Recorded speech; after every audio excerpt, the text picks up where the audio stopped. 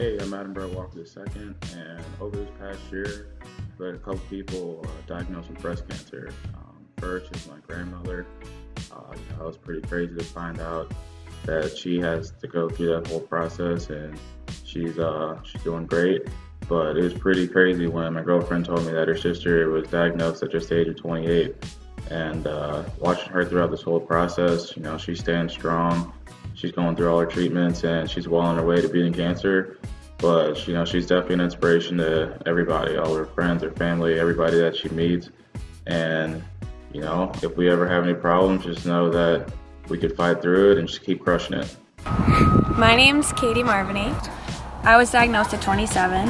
I was completely shocked. I felt when I was diagnosed I was the healthiest I've ever been in my life, and so you aren't expecting something to go wrong, especially something of the magnitude of cancer.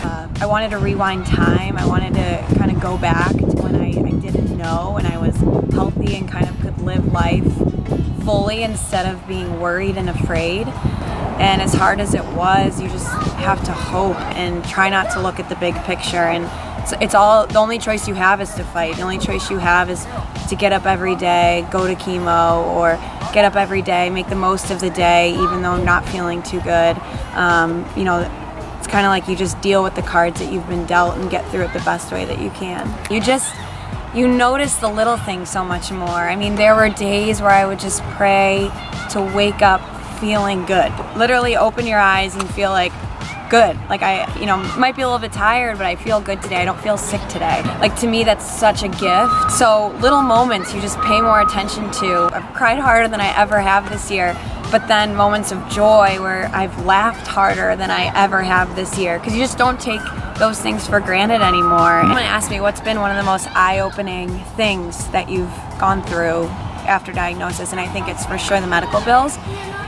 It's something that you don't really think about a ton, and then when they come, it's like, this sucks. On top of everything else, on top of not feeling good, I have these bills I have to pay. But even more so, it's the regular bills. It's the rent, it's your car payment, it's your groceries.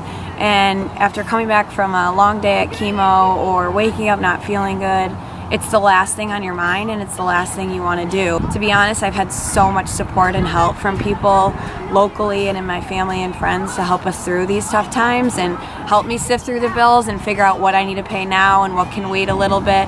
Because sometimes you just don't have the mental capacity to do that because you just don't feel well. So for me, it was challenging, but focusing on those things when you feel good versus when you're not feeling too good. The LE Fund came to my attention through my social worker.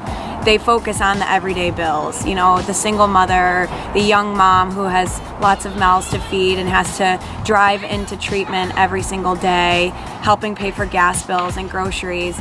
And for me, I was done. To me, that's a huge stress that you're taking off of people and patients. It's so overwhelming, and there's so many emotions and stresses that come along with a cancer diagnosis.